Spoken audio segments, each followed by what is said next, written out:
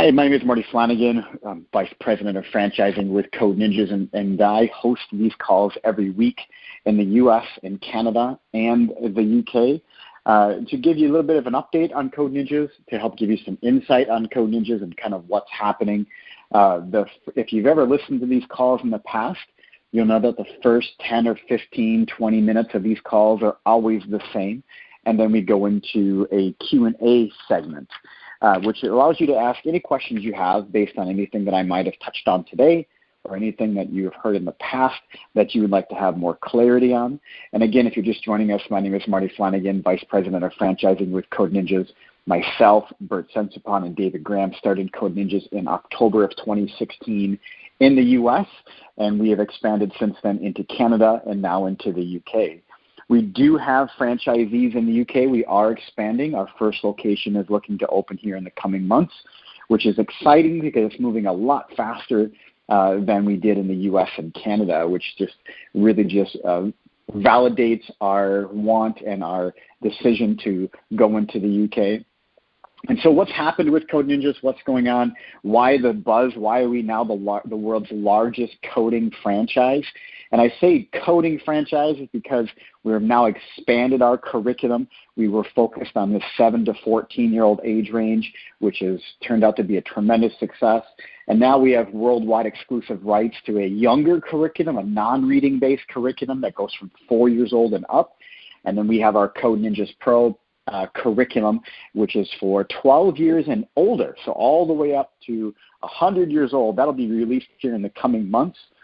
And we owned a school that taught adults how to code for many years, to kind of give you a little bit of our history. And we had that school for about 4.5 years in 18 different cities here in the U.S. That was sold to the Wozniak Group, is now part of their program. And during that time, we were asked on a regular basis about the younger generation and teaching them how to code, the value of understanding the way a coder thinks and operates as well. So we were able to really get a great idea on understanding what makes a great coder and a great programmer, and the value that this skill set brings to the younger generation. And now with obviously the changes on the market with technology-related careers expanding at a rate we've never seen, and the availability out there for our younger generation to get involved in just thinking like a coder, this is going to be a part of their future. So how can we get ahead of that? How can we have them enjoy this learning process versus just sitting in a classroom typing in code at a black screen, and really enjoying this process and making it fun? So what we've done is we've created a curriculum, multiple curriculums, that allow our kids to have fun, be engaged, and have experiential learning without the setting of a classroom or a structured lecture. And what has happened with Code Ninjas? We started in October of 2016 developing and shaping Code Ninjas. We launched as a brand in March of 2017. So now we're in 2019. We have 492 locations sold across the U.S., Canada, and the UK. We have more than 250 franchisees, and by August we'll have 200 locations open and operating throughout the Canada and the U.S. That's pretty exciting, being that only 2% of franchise brands in the world have ever accomplished that. What I mean by that is having 100 locations open within the first 2 years of operating. So it's really exciting for us to be so validated by the marketplace, by parents, by the younger generation, by entrepreneurs, to be engaged and involved in Code Ninjas.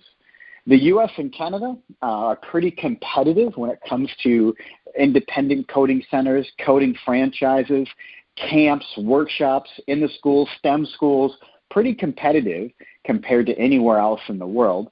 And we have thrived in this market. And then seeing the opportunity in the UK with just the lack of opportunity for families to be engaged in code in any kind of coding program for the younger generation really fueled us to really step on it with our overall just opportunity in moving forward in the UK. So to understand, we do have an office in the UK. We have a team that's located in the UK. We are not just located in the US. We also have our headquarters in the UK. We are expanding in the UK rapidly. We actually gained our first franchisee in the UK in record time, which is really exciting. In the UK, you do have some advantages compared to other places in the world with the franchising laws. They really allow us to work very closely with you and allow you to see live data from Code Ninjas that are open and operating. We can actually dive into that data with you. The UK is the only country in the world that allows us to do that legally with franchises. So that's really exciting for you to be able to actually see how month-over-month revenue is going inside of centers in areas that are comparable to yours. That's a rule we have to stick by, which is comparable markets. So it's really exciting to be able to work with you on your Excel performer, which we built, in your business plan to be able to allow you to see the possibilities in your market when it comes to your ROI, when it comes to your possible revenue. Excuse me, we actually can show you and work with you very closely on that more than we can in the US and Canada. When it comes to Code Ninjas and what has been the buzz, why are we so different? We're an experiential learning. We're an independent learning center. What I mean by that is that they don't have those classrooms. It's called a flexible learning system inside of our curriculum.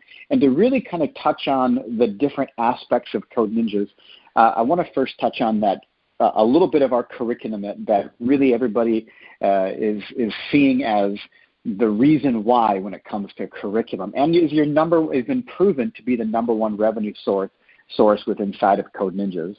And that's that BELT program. We also call it our drop-in program, but to go with that Code Ninja theme, we've always called it our BELT program. We have 9 different belts. Inside each belt is a learned set of skills and concepts. And at the end of each belt, our students are required to build a game that shows proficiency in those skills and concepts. How they're doing that is on our game development platform. Our game development platform is also known as an LMS, a learning management system, which is operating in the schools and tutoring centers all over the world. That one doesn't exist for coding, so we created our own. We call it our game development platform. And what they're going to do there is they're going to actually show the proficiency in the skills and concepts that they've learned inside that belt. And when they do that, they can progress to the next belt. This is not segmented learning, it's cumulative learning. Every belt compounds onto the one prior, working their way through. So they're consistently building on skills and concepts they have learned inside each belt, and then constantly using those on the game development platform to show their proficiency in skills and concepts that they are learning throughout the curriculum. This 9-belt curriculum takes about 3 to 4 years to accomplish. They're going to work through 3 different technologies. It has proprietary textbooks built with this. It is 90% proprietary exclusive to Code Ninjas. This curriculum is accessed on our platform through the dashboard inside of Code Ninja centers. It's experiential. They have to be at our center. This runs about an 8-to-1 ratio of Code Senseis to students. So when a student comes in, they're going to scan their wristband or RFID bracelet. When they scan that unlocks the security measure and allows them to access the curriculum through their dashboard. That dashboard is going to show them what they've done, where they're at, where they're going, and is also linked directly to the parent portal. The parent portal is where obviously parent engagement comes in. At Code Ninjas, we say all the time, kids have fun, parents see results. How the parents are seeing results is they're actually able to play the games that their son or their daughter is building. They're actually be fully engaged in Code Ninjas and using and playing the games that their son or their daughter is building. And so they're able to see how it works, what's happening. They're able to see the skills and concepts that are learned and then how those are applied and how they're used. So it's very, very nice. It works out very, very well for parents to be engaged. So that curriculum itself, like I mentioned, also has an exclusive robotics program built into it. So we have a great robotic program that's built in. They're using their hands. It's tangible at the same time. And so that has built into that curriculum. And it's going to be just a part of different lessons as they work their way through. This curriculum itself is just one opportunity for families to get involved in Code Ninjas. And like I mentioned, this takes 3 to 4 years. It's pretty in-depth in terms of what they're learning. Just to give you a quick example, that second belt, our students are typing in and using about 1,100 lines of code, not drag and drop. but they're actually typing it in. They're learning the syntax of JavaScript. They're learning the syntax of Lua. They're learning the syntax of C#, and they're using that with inside Unity, which is a powerful, powerful tool for them to be able to build from conception to release to the marketplace. They're able to actually build this from scratch, from ground zero, which is pretty amazing to do. Obviously, they have to build their skill set up to that place. Like I said, this is a self-paced but not self-taught program.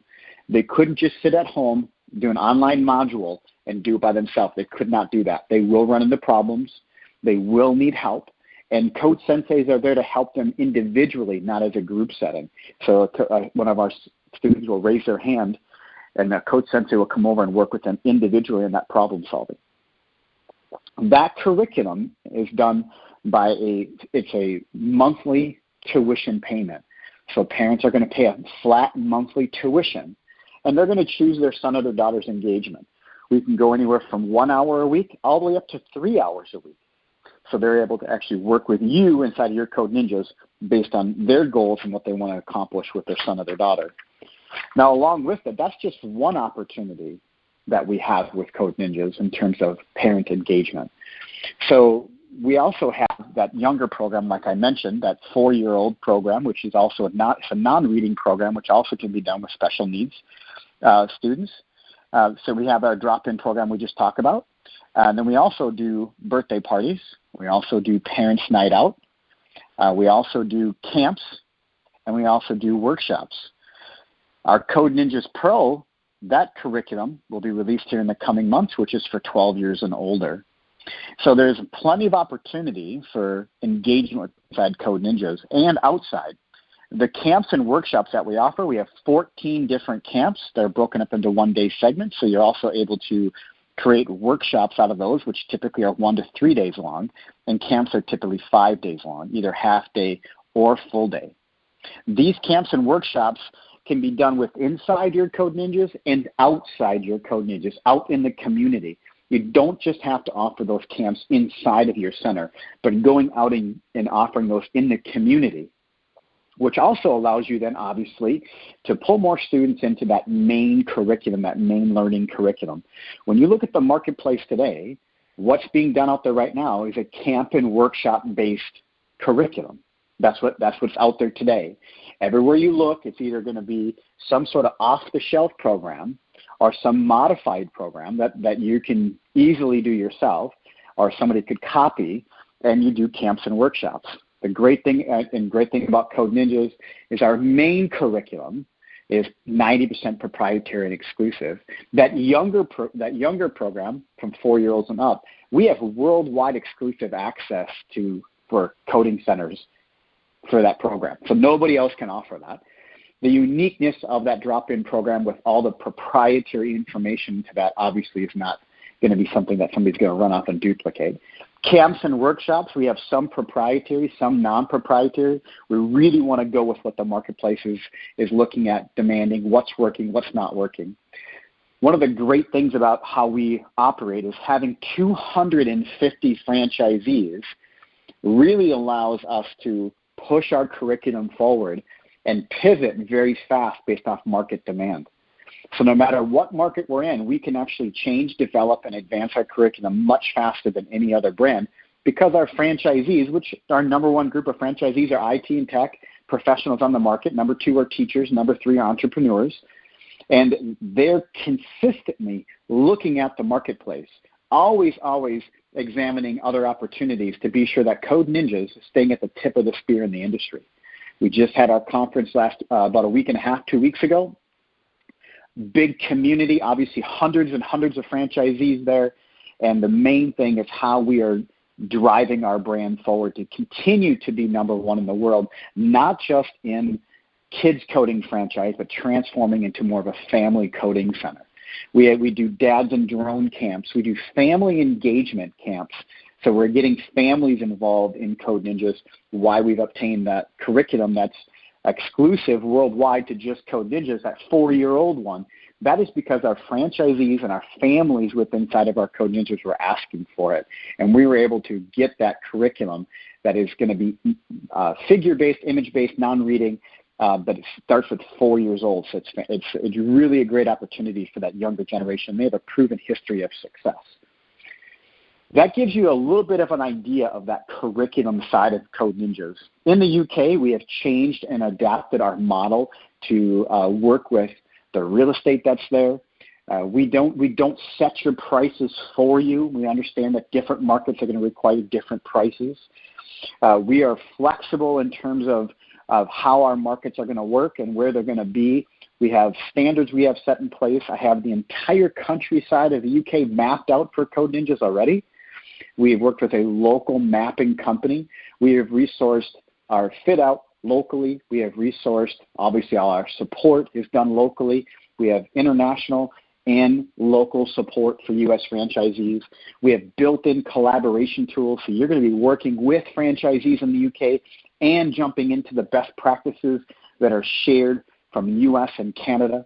We have hackathons that we do so that your students inside of your Code Ninjas will be competing against other Code Ninjas in Texas or Maine or Florida. You'll be actually connected with people from Canada doing hackathons and doing different events throughout our system. So Code Ninjas is creating a market, creating this community that gives you the power to operate in the UK and be able to learn from the best practices, learn from the successes of our franchisees, and continue to have that community and push forward. We have all the digital marketing strategies in place. We have a 12-week pre-opening marketing and pre-opening template to follow, so that when you open your Code Ninjas, you're opening with business already. You're already opening with students enrolled. We have all the fit out. We have insurance. We have financing partners. We have the pathway laid for you. We have spent hundreds of thousands of pounds making sure that everything from the franchising side of it to your space, your real estate side of it, that these pieces of the puzzle are in place for you so that you have a smooth path forward. Obviously, we know we need to be flexible. You need to be flexible with us. We're working together. This is a partnership. Obviously, we want to make sure that we have the right people involved and right partnerships. We have our Discovery Day, our second Discovery Day. We do Discovery Days every single month in the U.S., and every month we have anywhere from 40 to 50 attendees to each Discovery Day. In the UK, we do them each quarter because we just launched there 4 months ago. So we're just rolling out our Discovery Days, and those are going to continue to move forward where they'll be hosted on a regular basis. The next Discovery Day will be hosted by myself, Bert Sensipon, and David Graham. We are the 3 individuals that started Code Ninjas in 2016. And Diane and a couple other local team members will be there, some of our preferred vendors. That'll be on a bank holiday, so day off already, and that'll be on August 26th, Monday. And if you're interested in attending that, it's my invitation only. We can definitely connect and figure out how you can make it to that. If you've listened to these calls in the past, this is where I transition to having you ask whatever questions you have. Typically on these calls, we have anywhere from 10 individuals up to 50 attendees on each call. Today's call has more than 10 attendees, so that's fantastic. So if you have any questions, this is going to be your time. It's pretty easy to ask any questions. And how that's done is 6. And if I did a really fantastic job today and nobody has any questions, we'll just wrap up the call and not a problem. But if you do have questions on anything that I touched on or any other questions about Code Ninjas in general, please, this is your time to ask a question by hitting *6. I can unmute you and you can ask whatever question that you have. We have a question. Hi, you have a question? Oh, hi, Marty. I do, yeah. Thanks for taking the call. So I've got a couple of questions, if that's okay. The first please. one is, so you said you started the business in late 2016, and I think signed up your first franchisee maybe mid-2017. So I guess they've been trading for just over a year now. So the question really is, how proven is the business model, given that even your first franchisee has only been trading for probably 12 to 18 months? My second question in relation to that is, have you done any market research on the focus groups or such on the pricing in the UK?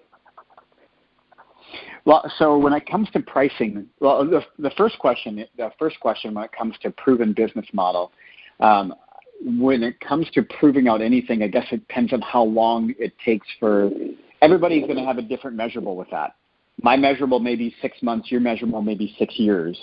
So when it says proven, I guess it depends on your measurable of that, right? So one is not good, one is not wrong, one is not better than the other. It's more of a personal measurable that you may have that you have to look at.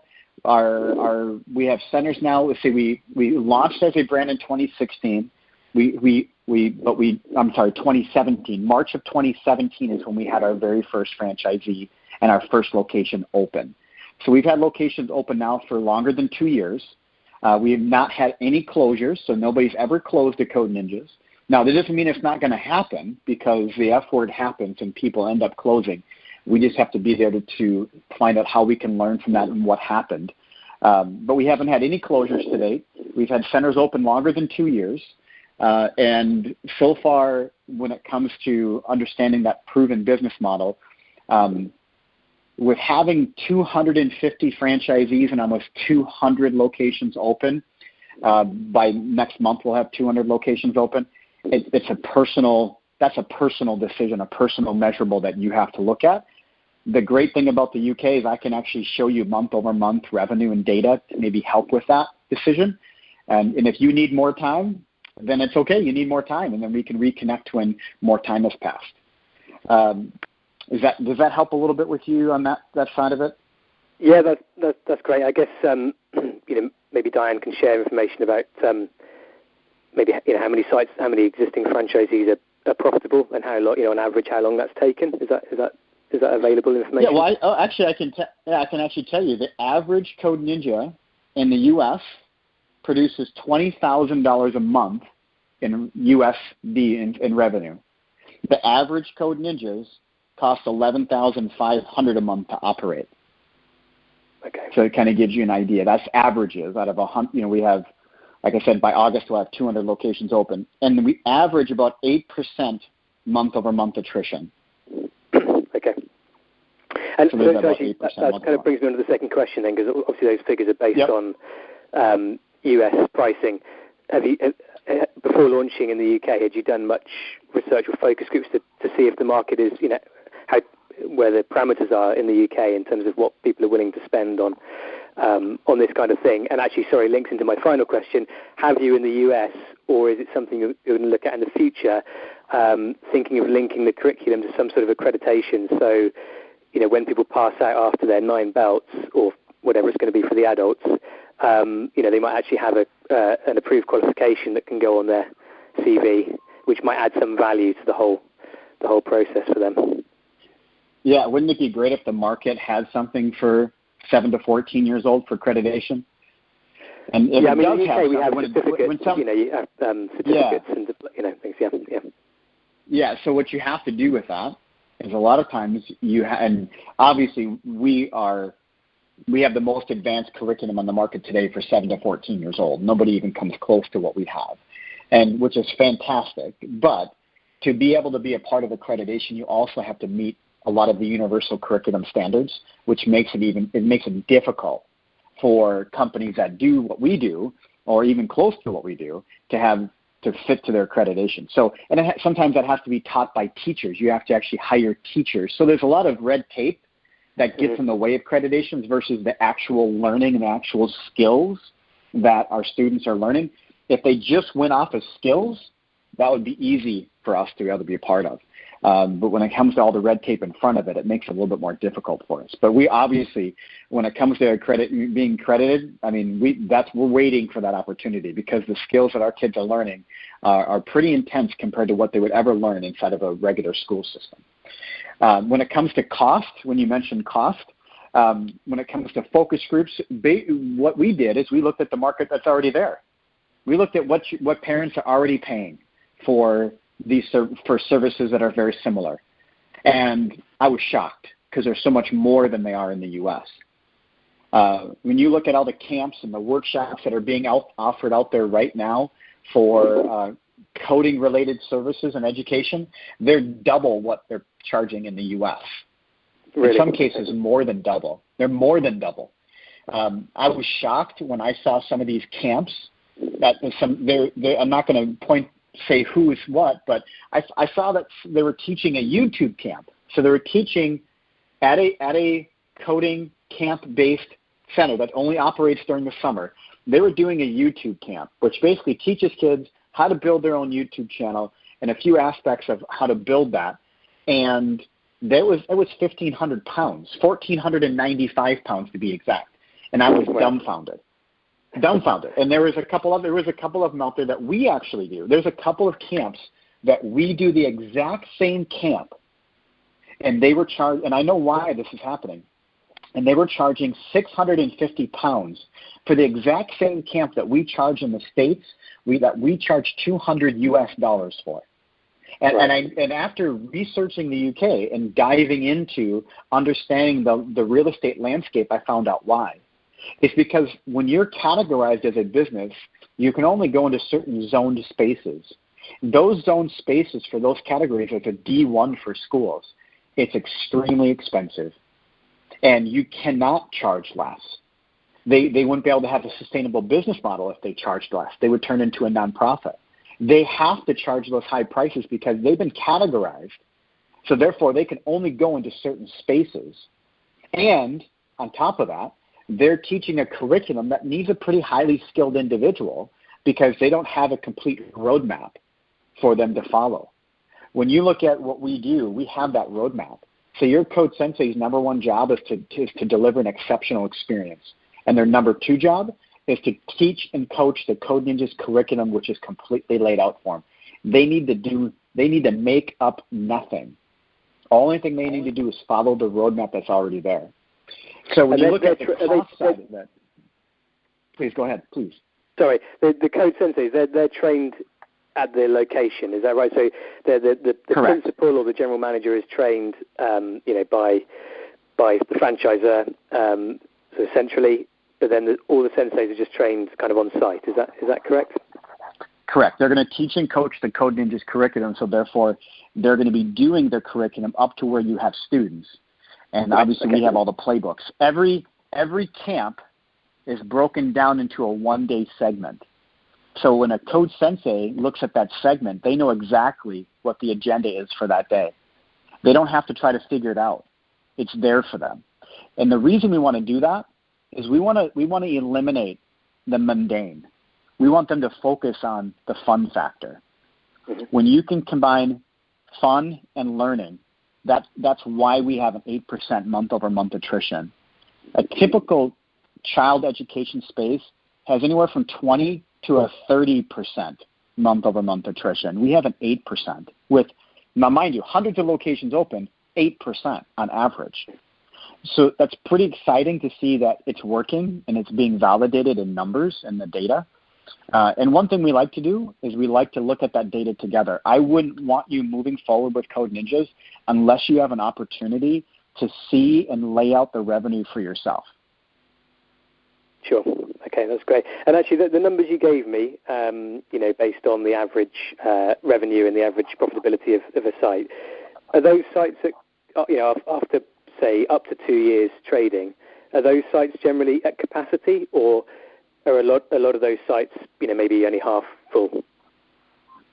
Well, you got to look at. So if you look at they're all going to be different sizes. Believe it or not, some of our most successful centers in revenue are not as large as others. So right. It's all about executing that business plan. We have some centers that are 1,700 square feet, and when we have a chance to look at the revenue together, you're going to be blown away to see just their revenue compared to centers that are twice their size. So it's going to come down, and we can look over those things together. I like to do that one-on-one. I like to do a screen share. I like to look at the map together, look at the data together, so we're able to see all that together, and you actually can see the live revenue. Sure. Okay, that's great. Wonderful. Awesome. Well, thanks for your questions. I appreciate it. No problem. Thanks for your time. Okay, speak to you again. Thank you. Yes. Bye. Hi, you have a question? Hello. Hi, Marty. I just looked at some pictures and videos and things, and you also mentioned, you have like whole day camps and things like that, or possibly half a day camp. I'm just wondering, for the age of those children, like typically how many hours can they be, occupied doing the coding, or do you have to have a center which has other facilities and other sort of things in there that kind of keep them occupied for, say, the remaining of the day, or when they have a break, or are there other things that you have to factor into the actual building or real estate, or is it purely just the coding element? Well, so what we've learned with almost 200 centers open is that half-day camps are the most popular. We have small groups in each center that the parents are looking for full-day camps. It's not as popular as the half-day camps. So what we've done is we've combined half-day camps to equal full-day camps. So in some cases, if you have a higher demand for a full-day camp, you're actually running 2 half-day camps within it. So it doesn't become mundane. It doesn't become repetitive. It doesn't become boring. It keeps it exciting and keeps the kids motivated. Full-day camps are going to be harder. And a full-day camp is based on again, it's a little bit interesting because when I was looking at some of the different areas in the UK, they're saying a full-day camp goes from 9 o'clock in the morning to 2 o'clock. Where if you say that in the U.S., full-day camp means from 9 o'clock to 5 o'clock, right? So you also have to look at what is full-day, what is half-day, what does that mean? And camps are typically 5 days long, and they're either half-day or full-day, and then workshops are 1 to 3 days long, either half-day or full-day. And again, with your school system and the amount of time that your students have out of school, but parents don't always necessarily have those days off of work, you're able to do camps and workshops throughout the entire year. And keep in mind, you can take those camps and workshops out into the community. It doesn't just have to be offered inside of your Code Ninjas. Right. Okay. That makes sense. The other question I had was with respect to sort of revenue streams. So you mentioned things like you've got a set program, the sensei teachers, all the stuff, and the kids come from, they can spend anywhere from whatever, a few hours or days of workshops. But is there any sort of rules around trying to involve like schools or other more formal education establishments involved with getting them to use it, or do you say, or is that open to us to explore more opportunities for the use of that center, or are there certain sort of boundaries? There's no boundaries in terms of that. We want you to the drop-in curriculum is only offered inside of our center, right? That's the only catch with that. When it comes to those that are going to be who can access it, whether it be through a private school, public school, home school, it doesn't really matter. We want you to be able to we want you to be able to go out there and make your Code Ninjas profitable. We want to work with you. Every market's going to be a little bit different. Some people are going to have a larger network than others, and so we want to have all the opportunity in the world for you to go out there and make it happen. So we want to provide tools if we can, coaching if we can. We have here in the U.S. and Canada, we actually have a whole corporate arm where they actually just work with corporations, and we have a nonprofit set up as well. So when the corporations want to donate money for underprivileged students to learn how to code and be a part of Code Ninjas, we actually have a nonprofit arm that actually works with that as well. And corporate alliance programs where we align ourselves with companies all over the U.S. and Canada. So when it comes to the UK, these are all things that are just going to take a matter of time for us to be able to incorporate based off us building our brand. So we're laying the tracks, and then as we move into the UK, it really allows us to see, as we've kind of been working there now for the last 4 months. We've only launched in the UK about 4.5 months ago, and we had our first franchisee within 14 days of our last discovery. It's pretty incredible. So and when somebody like market research, there was a great question earlier, and I just want to touch on this really quick, is the UK tech awareness is much greater than the US. The US and Canada, our tech awareness is not the same. The value of understanding the technology side of it, we farmed out our technology for so long that when I have to explain to somebody what coding is here, I have to explain to them in detail what coding is, what it's about, why it's important. In the UK, it seems what I'm understanding, what I'm seeing, the tech awareness. And I'm on the phone. We have 2 people on the phone 8 hours a day talking with people in the UK for the last few months. And let me tell you, tech awareness in the UK is much, much higher than it is in the US. Yeah. Okay. Last question was, you mentioned something about bank holiday. My phone started to cut out then a little bit. What was the is it an open day or something? So we're hosting we have our Discovery Day. Our Discovery Day is August 26th. Okay. And that's going to be Bert Sensipon, myself, and David Graham. We are the 3 individuals that started Code Ninjas in 2016. We'll be hosting a Discovery Day just outside of London at the Metropole and the Hilton, right by Regent Park there. So, and that's by invitation only. So we would love to have those who are kind of going down this road with us attend that to really dig in. It goes from 9 o'clock to 2 o'clock. Okay. All right. And how do we inquire about that? Do we liaise with Diane? Yeah, if you've already been working with Diane, yes, definitely connect with her. She can get you. You have to get this NDA signed, which is pretty easy if you haven't done that already, and get you the link to register for that. Sure. Okay. All right. Great. Thank you. That's it for me. Awesome. Thank you. Hi. You have a question? Yes. Hi. So what are the actual costs of starting the actual franchising? What is the actual startup price, and what are the actual requirements in sense of actual building and classroom and everything? So can you line those out for me, please? Yeah, sure. So when you think of opening up a Code Ninjas, you want to think of anywhere from 80,000 to 100,000 pounds as your starting price. Could be a little bit less, could be a little bit more, but use that as your starting price. When it comes to a space, we've done a lot of work with planners, with counsel. We have a professional opinion written up, in fact, already as well, so which the counsel is going to use to categorize us as a business, so where we can go as in different zone spaces. So right now we're looking at an A2, or sui generis is where we're able to be in terms of a zoned space. So easiest way to look at it is A2 for right now. Start looking at those type of spaces. And we also have an individual joining our team that has more than 20 years of experience in commercial real estate in London. So we have a team ready that's going to be able to help with identifying spaces, working with landlords, negotiating leases, negotiating build-out costs, so you're able to maybe get some TIA, is what they call, tenant improvement allowance, from landlords as well to contribute to building your Code Ninjas to spec. Okay, thank you. One more question. How much staff do I need to employ to actually run Code Ninjas? Great question. You'll have your center director, whether that's you or somebody you hire, but your center director, that's your main go-to person.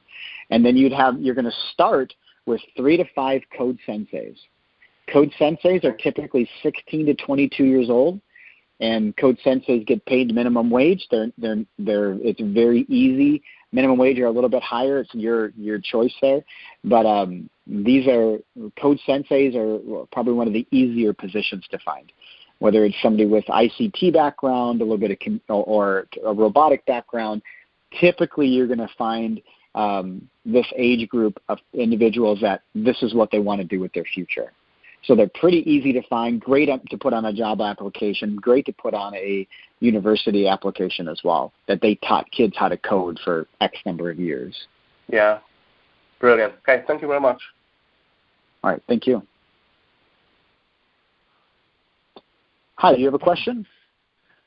Yeah, I had a question, but it's sort of been touched on a little bit because I know anything to do with training and education has to come under D1. So how is it that you don't need a D1 permission to operate? Because we're not a school and we're not a daycare. So we're a service. We live in the space between education and entertainment. So our professional opinion that's been written up by a barrister and a planner, and we've already had all that done, and are actually about to have a lease signed and approved in an A2 space. Once we establish precedence, which is probably going to be the first 4 or 5 locations, then it's going to be even easier for our franchisees to be in that A2 space, or even sui generis, which is favorable to landlords and building owners. And also, I understand where you're coming from. And also, you mentioned that the startup cost of $100,000.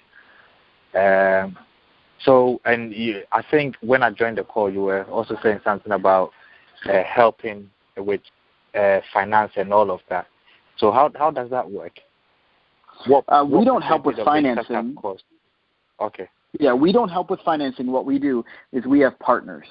We have different financial partners, different banks that we work with within the UK that understand and have our business, our business plan, and understand. We've done business with them in the past as well and understand our business model. They're actually working with about 4 of our current. We have about 10 prospective franchisees that are in the paperwork kind of final stages, and they're working with about 4 of those. So they're even getting a few of our current franchisees kind of systems down, so that'll be even easier for those coming in the future. Okay, because I'm particularly interested in that because it's something that I would love to do, but it's just that the cost is a little bit on the steep side. Typically in the UK, you can see the banking system, the franchising banking system in the UK will typically fund anywhere from about 50 to 70% of your project. Okay, 50 to 70. Okay. Yeah, that makes it less steep for me. Yeah. Okay. Yeah, those are my questions, son. Thanks. All right. Thank you. I want to, if we don't have any other questions, I want to thank everybody for joining today's Code Ninjas conference call. I'll do these each and every week. If you have not been in touch with one of us, either Diane or myself, please feel free to email me, Marty, M-A-R-T-Y, @codeninjas.com. Like I said, we'd be more than happy to invite you to that Discovery Day. We just need to have a conversation and make sure we're a good fit. Have you come to that Discovery Day and learn more about us. We currently have over 30 attendees already registered for our Discovery Day. Our last one we had hit capacity at 40. This one's going to reach that 40 as well here soon. Again, we have a team in the UK. We have a team in the US. And we are prepared and ready to grow and continue to push forward in the UK. It's a tremendous opportunity. We've been very validated by the news already out there and by having so many inquiries in such a short period of time. It's pretty exciting. Anyway, thanks for your time today. Really do appreciate it. Please feel free to reach out anytime.